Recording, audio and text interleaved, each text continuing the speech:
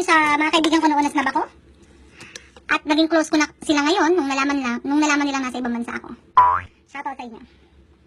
So ito ako nang gigigil ako So mga nag-PPM sa akin. Ha? Pag wala akong mapautang sa inyo, maintindihan nyo. Ha? Hindi ako nagtatayo ng pera dito, wala akong paggawa ng pera dito. Pinaghihirapan yan. Ha? Kumbaga sa puno, itatanim mo, paghihirapan mong diligan para tumubo. Tapos magagalit pa. Ang nakakaba na, sasabihan ka pa na iba ka na ngayon. Pag hindi mo sila napagbigyan, sasabihin sa'yo, iba ka na pala ngayon. Alam nga, unahin kita kaysa sa pamilya ko.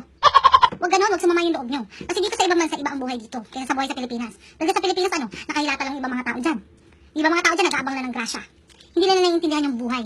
Naku, nagigigil ako Tapos meron pa yung iba, mangungumusta kunwari. Tapos sasabi pa, uy, nakapag-asawa ka ng Amerikano, swerte-swerte mo. Pag nakapag-asawa ng Amerikano, swerte na. Bakit yung asawa ko presidente ba? Hindi po nakapag-asawa ng AFAM o ng foreigner, swerte na sa buhay. Hindi lahat ng foreigner mayayaman. Hindi nyo ba alam na minsan yung iba dyan wala mga trabaho?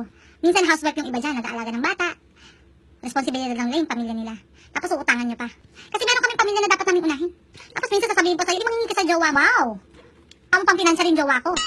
Tapos pag hindi ka naman nautangan, sasabihin pa sa'yo, hanapin mo naman akong foreigner dyan. Ano akala mo sa akin, may agency ng foreigner? Ginawa mo pa akong bugaw. Ang destiny, hindi hinahanap yan. Kung saan dumarating yan. Destiny mo makapag-asawa ng AFAM, edi destiny mo. Tapos kung OFW ka naman, pag nakapagtrabaho ka sa ibang bansa, sasabihin sa'yo, ang swerte mo, nasa ibang bansa ka.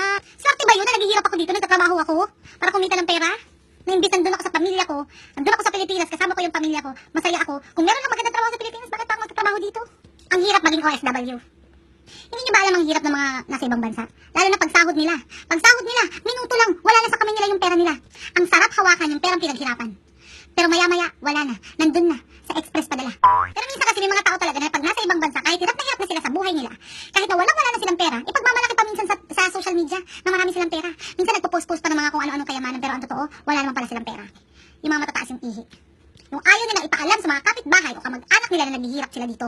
Pero ang totoo, ngangay. Kaya dun sa mga kaibigan na hindi mapagbigyan, pagpasensyahan nyo na. Wala sanang ma-offend na sinasabi ko kasi real talk lang to. Based sa mga nakikita ko sa mga social media at based sa mga na-experience ko. Especially dito sa Facebook. Pero kung wala kang pakialam, magkilay ka na lang. Dahil kilay is life.